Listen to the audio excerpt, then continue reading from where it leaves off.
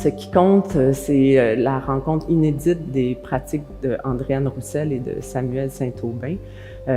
Andréane a une pratique vraiment en vidéo d'art, cinéma, où elle introduit de l'interactivité dans certains cas.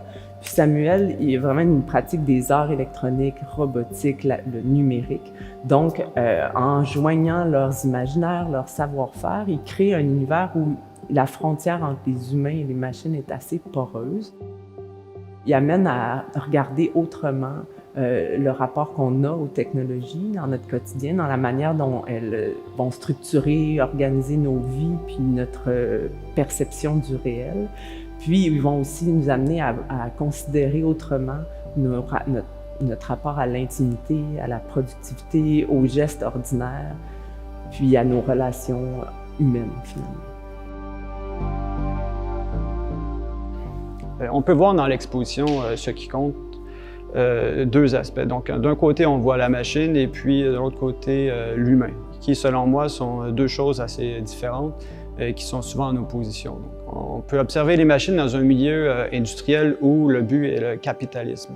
Donc, on a besoin d'une machine qui va très rapidement, qui a un bon rendement. Du côté humain, on a toute la panoplie d'émotions, de sensibilité, de fragilité. Mais même s'il y a quand même des différences majeures, il y a aussi des points communs entre nos pratiques qui sont quand même importants, comme la notion de lenteur qui est vraiment présente dans nos deux pratiques.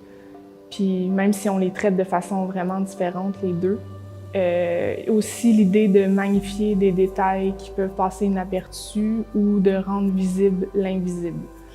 Donc, c'est vraiment à partir des différences entre nos pratiques puis nos médiums et aussi les points communs entre nos pratiques qu'on a décidé de construire l'exposition « Ce qui compte », qui a pour thème justement l'intimité, la technologie et la lenteur et les relations que ces trois aspects-là peuvent avoir ensemble dans nos vies.